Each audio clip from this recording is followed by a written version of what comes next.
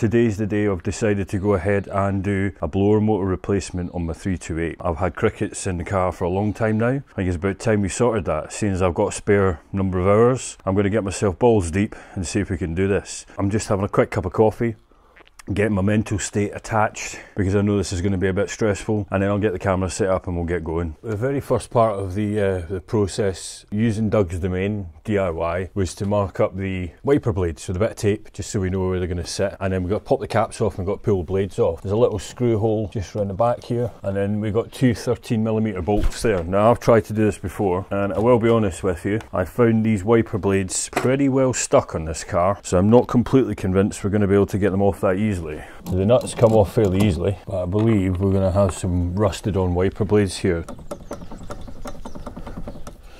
He doesn't want to play ball. We've got aluminium arms on the steel spindles and they are tight. So I have got this little windscreen wiper arm puller here, and even with a bit of WD-40 and a ton of wiggling around, it really doesn't want to come off. So I'm having to give it way more force than I'm happy with. And it's broken the bar. And it's snap free, nice one. Okay, so there you go, that's a little illustration of how tight your arms are going to be if you've never had them off your car before. So there we have the arm off, so you can see how much gronching has happened there. That's pretty nasty. You can see the underneath of it's nice and flat, so you've got plenty of space if you have got one of these tools and you've not just broken it like me, to get the teeth in and get in as close as you can so you can get a right good grab on it. Right, stage one done. So now what I've got to do is remove all of the cowling, all of the wiring, this front sort of clip here, the engine cover part, and get into the gubbins of the actual windscreen wiper motors and everything that's underneath here. This is fairly easy as far as I know, but there's a couple of techniques I can show you to make this a bit easier for you. First things first, let's get this engine sort of shroud part off. Now I will say, because I work in my car a lot, I've only got one screw on this side holding it on, and these are not very tight. It's a 7mm screw with a very, very shallow head. So I actually have a 7mm socket here which is trimmed down so it's nice and flat. It allows me to remove them dead easily.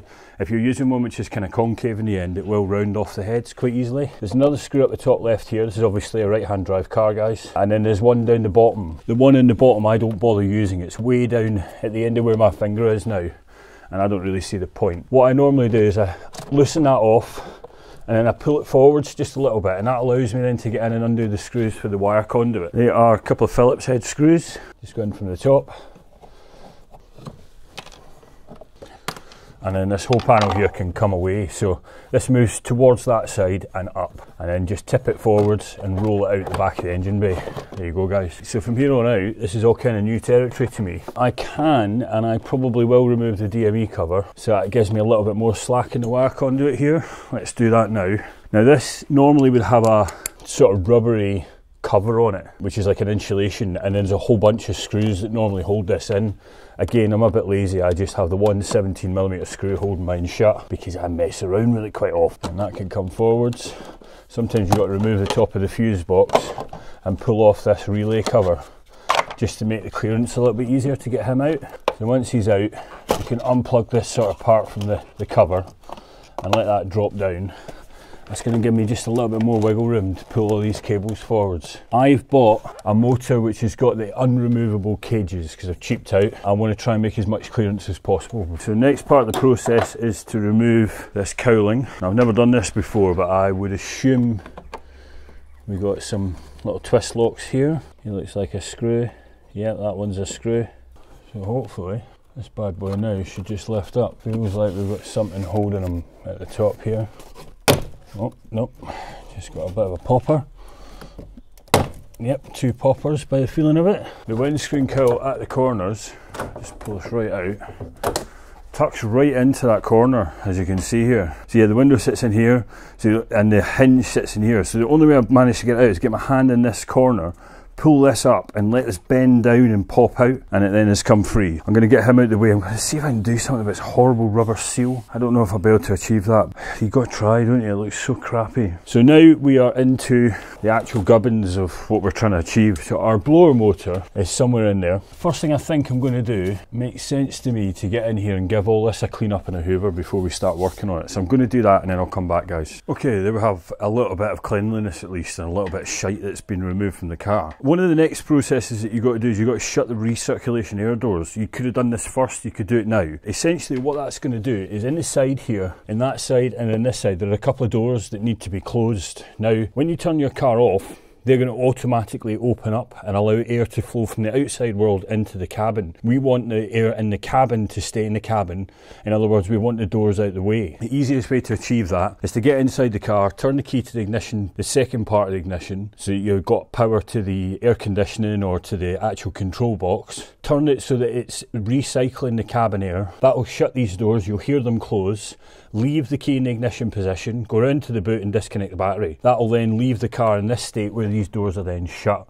I believe that's got to do with actually removing the motor from the unit itself. So I can now, I think, start to remove all of the little bits and clips that are going to allow me to see my blower motor. Okay, so we got the cable tie out of the way, we've undone the one bolt from here, which is a longer 10mm, a shorter 10mm from here. This is a 27mm nut that goes around this washer here and what looks like a rubber isolator. I'm hoping now, yep, we got a little bit of movement at least in that wiper motor. There's nothing else that's accessible from this side. Yep, that helps a little bit. So I've skipped ahead a few steps here and I just want to let you know sort of what's happening. This thing here is the front of the airbox cover. It's clipped in with 3 of these metal clips, one at either bottom side and one in the top.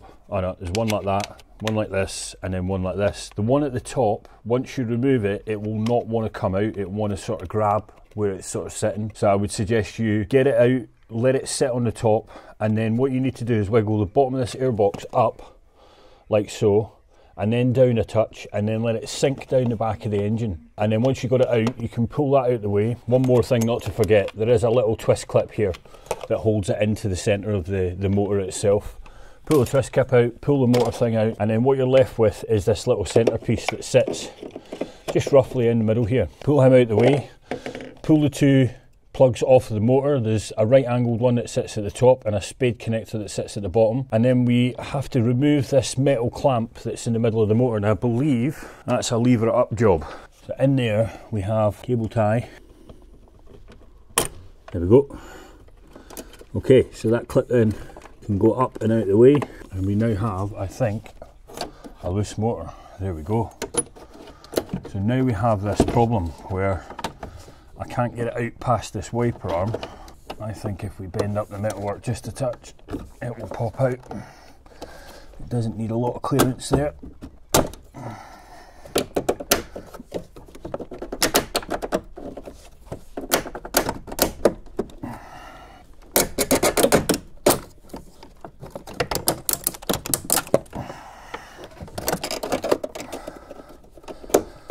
Okay, brute force guys.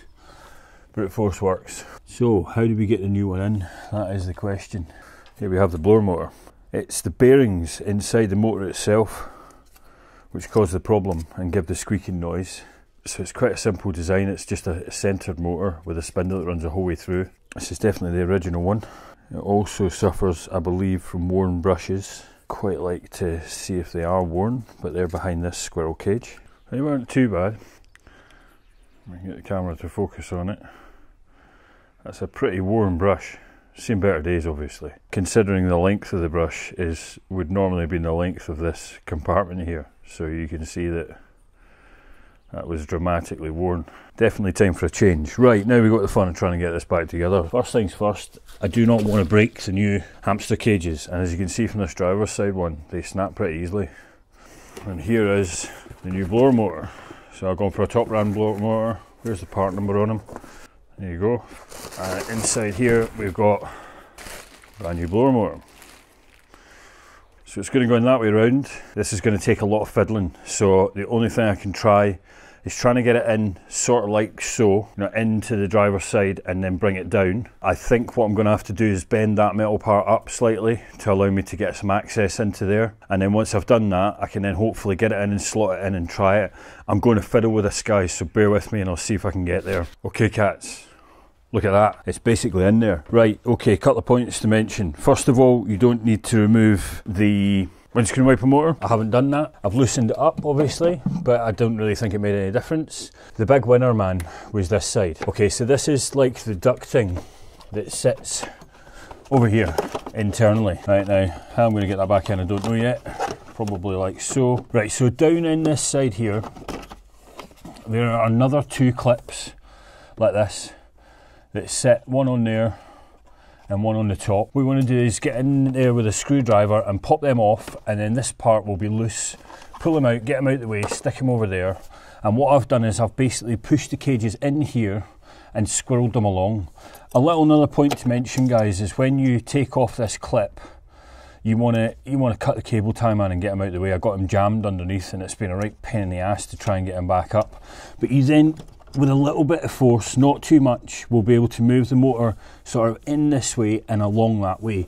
And then once he's to this point, all you got to do, I believe, is get your little clamp back in there. Right, now what I want to do is make sure the motor's orientated the right way, which it's not quite yet.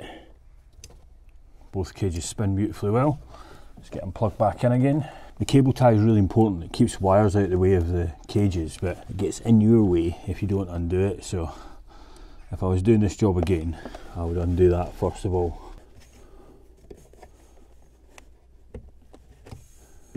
There we go, she's plugged in. Right, now we'll start reversing the whole process. So let's get this guy on first.